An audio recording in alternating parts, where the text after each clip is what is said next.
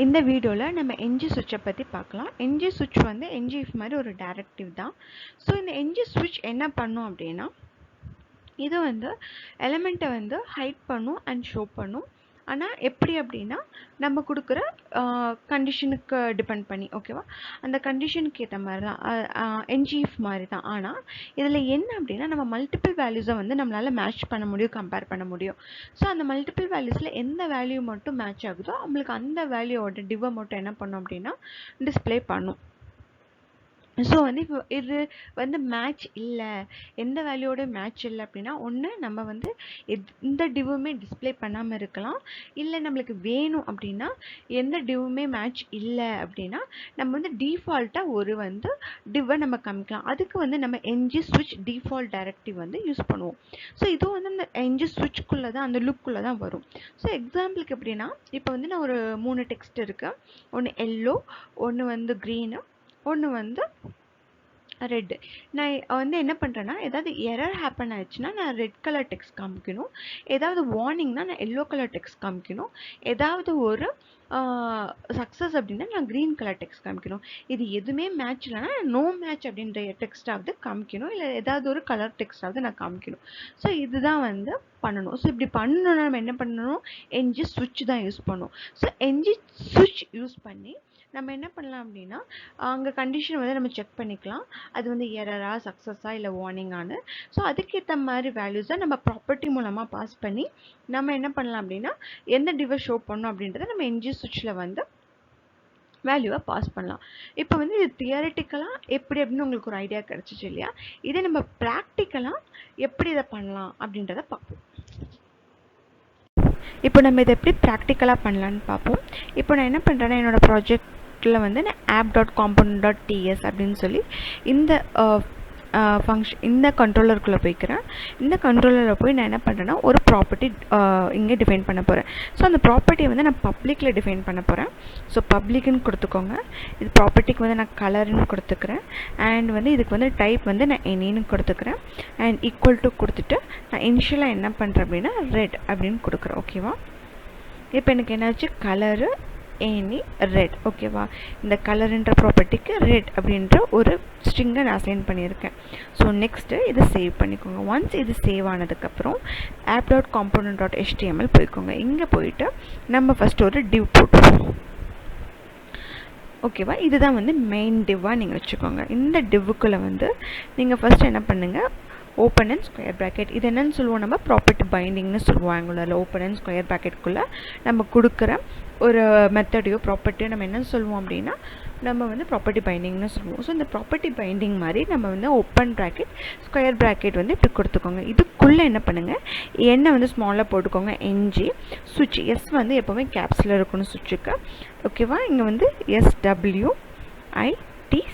ஓகேவா, இப்படி ngSwitchன்னு இந்த ஓப்பன் அண்ட் ஸ்கொயர் ப்ராக்கெட்குள்ளே கொடுத்துட்டு நெக்ஸ்ட்டு இதுக்கப்புறம் ஒரு ஈக்குவல் டு போட்டுட்டு இந்த ஈக்குவல் டுக்குள்ளே ஒரு ஸ்ட்ரிங் கொடுத்துட்டு இதுக்குள்ளே நம்ம என்ன பண்ணணும், ப்ராப்பர்ட்டியை கொடுக்கணும். எந்த ப்ராப்பர்ட்டியை கொடுக்கணும் அப்படின்னா, இந்த கலர்னு கொடுத்துருக்கீங்களே இந்த ப்ராப்பர்ட்டியை நீங்கள் என்ன பண்ணணும், இதுக்குள்ளே கொடுக்கணும்.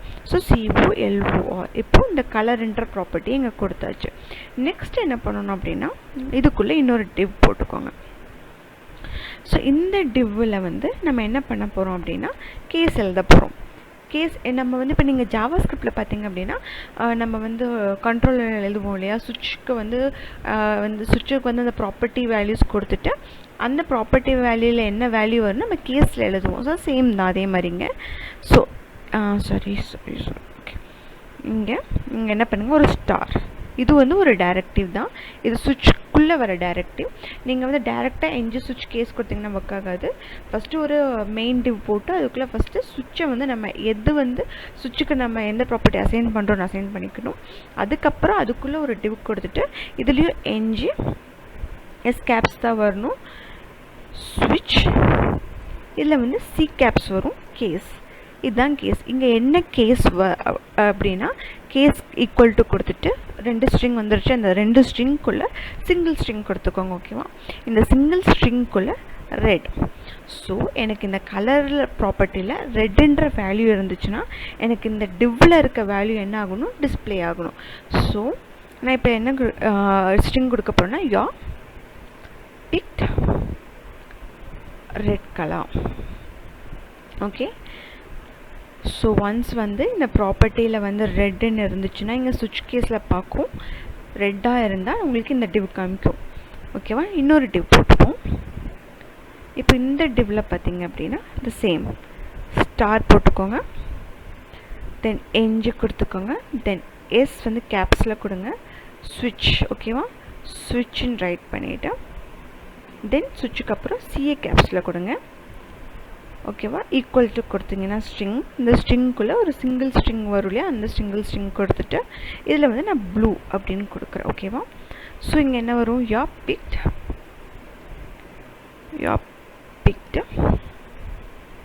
Blue colour. ஓகேவா, தி சேம் இன்னொரு டிவ் போட்டுப்போம். இப்போது எனக்கு அந்த கலரில் நான் ரெட் அப்படின்னு கொடுத்தேன்னா யூ பிக்ட் ரெட் கலர்ன்ற டிவ் காமிக்கும். இப்போ நான் ப்ளூ கொடுத்தேன்னா யூ பிக்ட் ப்ளூ கலர் அப்படின்ற இந்த டிவ் காமிக்கும். ஓகே, இப்போது நான் ரெட்டும் கொடுக்கல ப்ளூவும் கொடுக்கல அப்படின்னா என்ன பண்ணணும், டிஃபால்ட்டாக எனக்கு எது காமிக்கணும் அப்படின்னு பார்த்தோன்னா அதே மாதிரி ஸ்டார் கொடுத்துக்கோங்க, என்ஜி கொடுத்துக்கோங்க, எஸ் வந்து கேப்ஸில் கொடுத்துக்கோங்க, ஸ்விட்ச். ஓகேவா, ஸ்விட்ச் டிஃபால்ட்.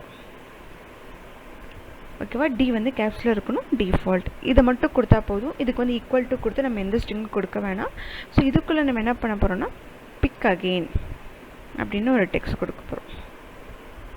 ஸோ எனக்கு இது எப்படி ஒர்க் ஆகும் அப்படின்னா, கலரில் என்ன அந்த ப்ராப்பர்ட்டியில் என்ன வேல்யூ கொடுக்குறோமோ அந்த வேல்யூவை இங்கே செக் பண்ணும்.